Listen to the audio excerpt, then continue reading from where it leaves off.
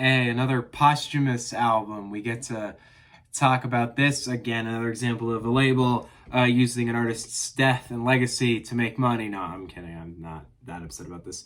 So Juice WRLD's second posthumous album is finally here, entitled "Fighting Demons."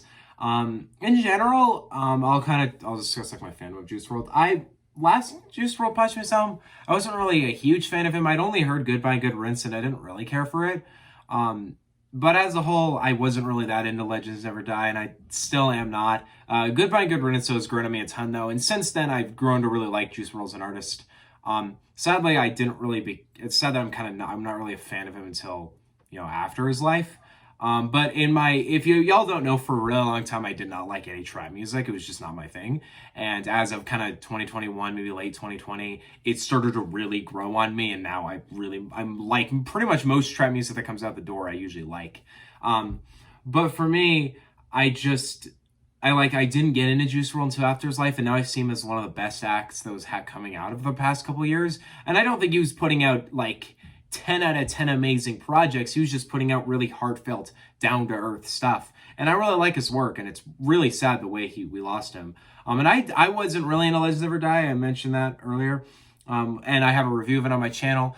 I feel like I would agree with most of the points I made in the review. I don't know if it's all that different now, but for me, I just found the album to just feel really messy, but a lot of the tracks were really solid, and I liked a lot of it. Just a lot I felt like tracks were really bad or really just not well put together. A couple tracks in specific, I hate that song "Come and Go."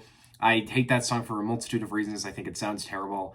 I don't even know if that song was recorded during his life, but it feels so bizarre to me to have a Marshmello Juice WRLD song, and overall, it's just a terrible song. I just don't like it. I really like most songs off that album, though. There's a lot of ones I think that are some of my favorites from him, specifically "Wishing Well." I love that song. It was in my favorite songs of the year list last year. I think it was in the top 10. I think it was like number 7 or something. But Fighting Demons has had a hell of a rollout, and a really embarrassing rollout at that, because I don't even know if it really counts as a rollout out for this album, because the rollout on this album, I guess, has been fine, but the rollout of the second posthumous Juice WRLD album has sucked, because we thought it was The Party Never Ends for the longest time. That was supposed to come out in July, and then it didn't, and then it was supposed to come out by the end of the summer, and then it didn't, and then throughout September, Baby was like, go hard this Friday, go hard this Friday, and it never came out. In the end, the entire Party Never Ends rollout is something's going down in my house. The Party Never Ends rollout was probably one of the worst album rollouts I've ever witnessed. It was embarrassing and terrible. And I don't hate Bibby for it. I think Bibby's a fine person for it. I'm just saying, don't roll out an album you have no plan for. Make a plan before doing this, because he clearly had no plan and had no idea what he was doing in that sense. But the rollout for Fighting Demons, eventually he was just like, hey, we're not doing Party Never Ends, we're doing Fighting Demons now, which is weird, but whatever. And I guess Party Never Ends is still happening. I don't know. But Fighting Demons was supposed to be kind of the replacement of it, and it's supposed to coincide with this Juice WRLD documentary coming out next week, which I'll probably watch. But I was really like kind of nervous for this project, and I'm more nervous for it because I'm not usually excited for posthumous albums. Usually I'm nervous because often they tarnish the legacy of the artist, and this year we just had Faith from Pop Smoke, which was garbage, one of the worst albums I heard all year, and I feel like really disrespected his legacy. And that was how I was nervous going into Fighting Demons. But Lil Bibby's a caring person. It's good to have him in the kind of forefront of this album's release. And there's a lot of things about it that are just kind of like, okay, that's exciting, raw. I'm a little nervous about that one. But in general, I mean, the singles I liked Already Did. I really liked Wander to LA. So I was kind of like, okay, let's hope to have a solid run here. Let's hope to have another solid posthumous album. And there's a side of me that was even like, maybe we can get the better posthumous album. Maybe we can get an album better than Legends Never Die. And maybe we can get something that's more satisfying as the posthumous Juice WRLD album. And after this point, I don't know if I'm going to really listen to more posthumous stuff from him. I guess Party Never Ends is happening, but I feel really weird about it now because I don't know. I'm not really, I always feel a little weird posthumous music, but there is a side of me that's like, well, Juice obviously wants his fans to hear his music, but does he want them to hear this music? I don't know. I'm definitely done with Pop Smoke posthumous stuff. I'm done with that. Definitely X as well, but I don't think there's a ton of posthumous stuff left for X. But with Juice, we're gonna get to the point now where it's gonna start being really bad. So I don't know. We'll start with this track list here. The features were kind of to me. I wasn't really crazy about the feature list here. But let's start. Burn is actually a really solid intro, and it's one of my favorite songs in the album. It has very nice builds to it. It's kind of what I want to hear from the intro. It starts out first half, doesn't really have drums. I love how the drums kick in when he goes burn, burn, burn. It's a nice intro. It sets the album off on a pretty good note. And overall leads into what is going to be a okay album. Already Dead is a really enjoyable track. I do really like this one. I think it sounds really nice. It's really well produced. It's really fun. I really like the kind of message of the song. I mean, it's sad too. And it does kind of hit hard when you know the context of the song. But a lot of these songs, I mean, a lot of people I think have had this thing with Legends Never Die where it hit really hard, like Wishing Well, hearing him talk about drug use, that really hit hard. But I guess for me, I've already sat through a lot of posthumous fusing from Juice WRLD to the point now where it's not that it doesn't hit hard. Like, it's not that it's not a sad thought to me. It's just we're at like 30 posthumous songs from this guy. And most songs of his are about drugs. So it's a little hard to like really get hit by it deeply when it's that impact's kind of already hit me, I guess. I don't know. But I love the song. I think it's a great song. You Wouldn't Understand is a pretty good song. I do understand it's kind of weird having like, it kind of feels like a school nursery rhyme to actual melody, but I like it. It also, it's a little hard to understand the kind of tone of the song because it feels like he's trying to be a badass gangster, but also kind of feels like he's recognizing, I'm a shitty person, which I guess is kind of the theme of the song. I like it. It's nice. Wander to LA is a really good song. It might be my favorite on the album. I don't know. I really like it though. I am a rare case of hip hop fan who really likes Justin Bieber. Weird take from me. I think he's a great artist. And I think he's really enjoyable on this song. I think it's really catchy. It's really fun. I like the production. I think it's a nice song. I think it's really solid. It's not one of the best things in the Juice WRLD catalog, but it's a nice song. Eminem Speaks hits pretty heavy. And I think what hits so heavy about it is just the whole tone of addiction. And there's kind of this heaviness to it where Eminem kind of talks about the recovery of drug addiction. And then you kind of apply it to Juice WRLD's situation of it being very similar, but there not being a recovery from addiction. That's kind of what hits so heavily about it. It already hits heavy hearing Eminem describe the scenarios he was in. But I think it hits even heavier in the context of this album. I actually think it's a great addition, and I'm actually very happy it's included. It's not well mixed, but it's nice. I think it's a good addition to the album. Rockstar in Its Prime is a pretty fun song. I really like the singing. The guitar is pretty nice. Overall, it's fun. Doom is definitely one of my favorite songs of this one. I think the production just sounds really good on this. The guitar sounds really well put together. And I think overall, Juice's singing is really nice over it. The rapping is really good too. Really, I will add that there's no songs on this album that I feel like are really standouts in his catalog. But there's a lot of really nice songs on this, and this is probably one of my favorites. Go Hard is pretty solid. But I don't know if it's just me, because I know there's the fact that like apparently the second verse isn't on this, which I don't even know the context of it. Everybody's like, where's the Go Hard second verse? Get the second verse on there. But the thing about the song for me is this is the song I was waiting for a while. It was supposed to have Uzi on it.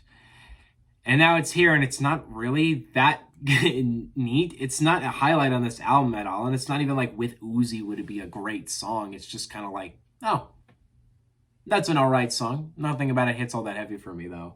I will add, I do want the second verse, though, maybe to get better there. I don't know, but we'll see. Then we got Juice WRLD Speaks, which is pretty heavy when you know kind of the overall context of the song.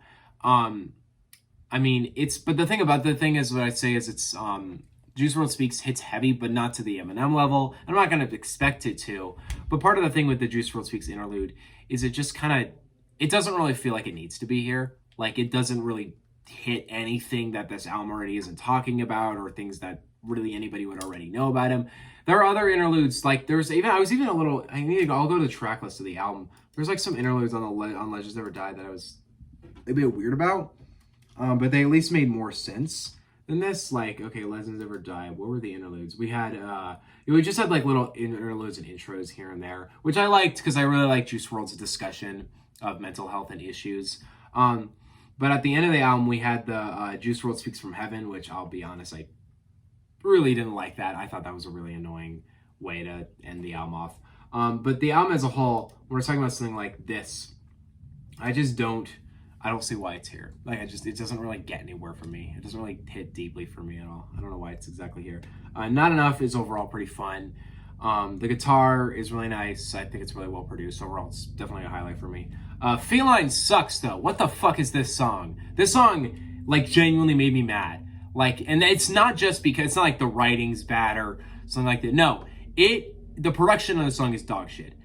And I do not know who heard this beat and was like, yeah, that's a banger.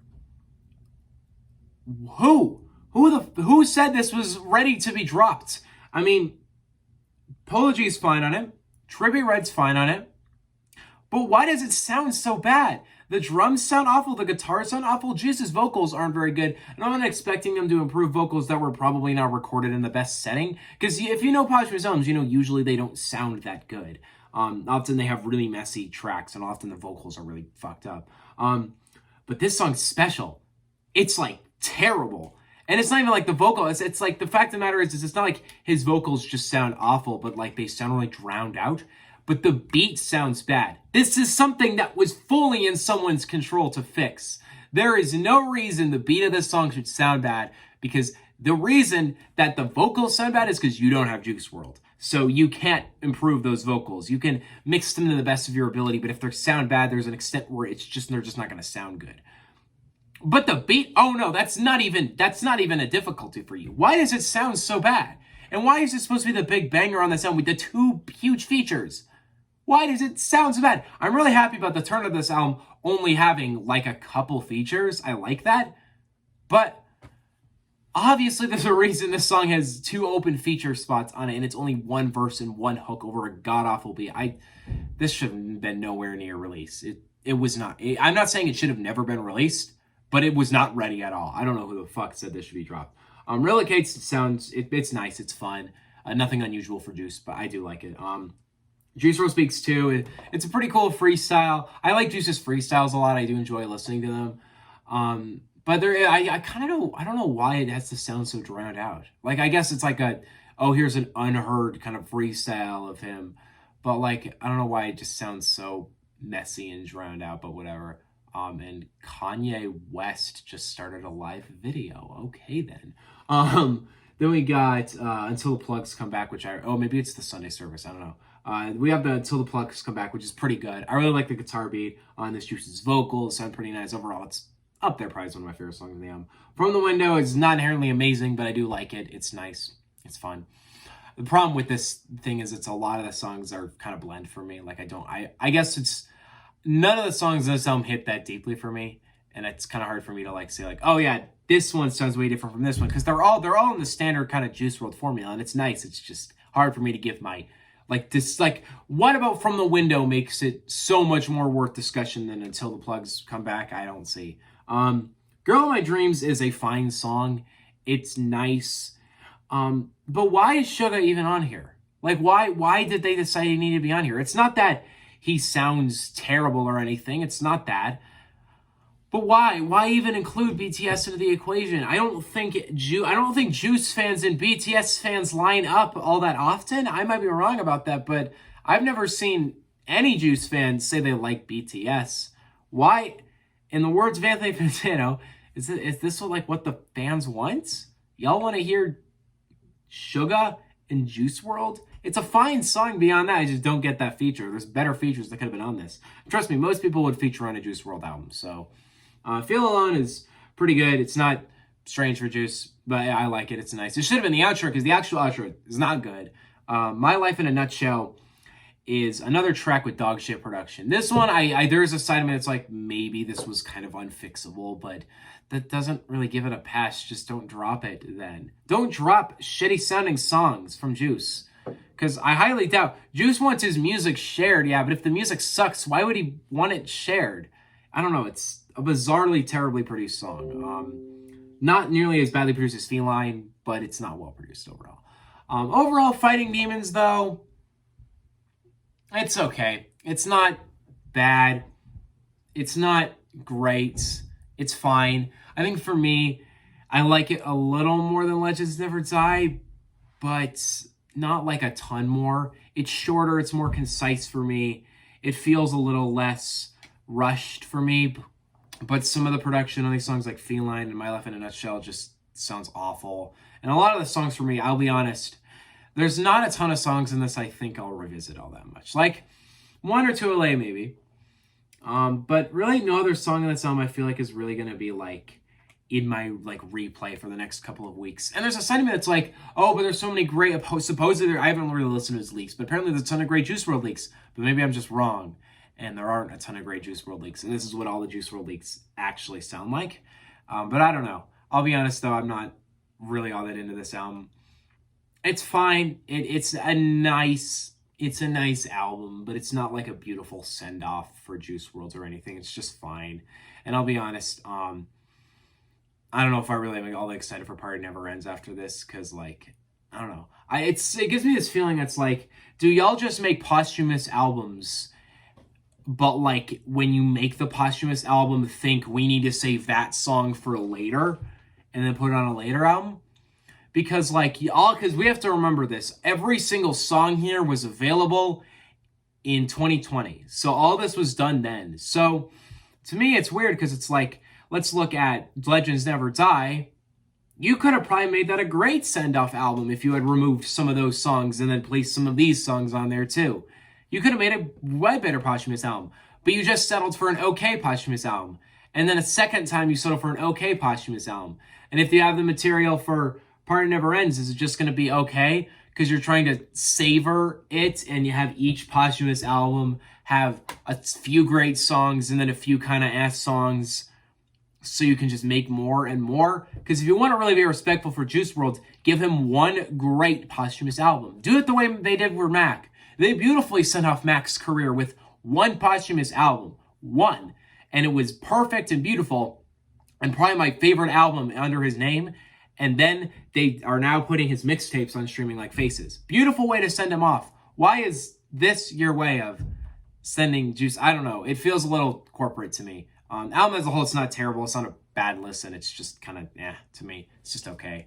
Feeling like a B here. That feels pretty good. It's the higher than I rated last one, but not much higher. I rated Legend. I think I rated it a B-. That's what I'd give it now. So, yeah. Fighting Demons, it's okay. Should you listen to it? I mean, if you're a Juice fan, you'll love it. If you're not a Juice fan, though, I don't think you'll probably care for it. What do you guys think on this album? See you guys next time. Peace out. I was going to review Keys by Alicia Keys, but I didn't get to listening to it last night, so I'll try and listen to it tonight and have a review it tomorrow. And hopefully tonight, the top 100 best albums of all time will come out. And then next Friday, Roddy Ricch, and there's another album coming. I forgot. There's a few albums that I've been confirmed for the next couple weeks that I'm pretty excited about. I feel like there's something coming in on next Friday that I was really excited about, but we'll have to see. January is turning out to have a few releases I'm really excited for, like Earth Gang, Earl Sweatshirt, Chord A. So I'm really excited, and I'm really excited for Roddy Ricch's new album. Probably my most hyped album of the month, except maybe Keys, because I fucking love Alicia Keys. See you guys next time. Peace out. Bye.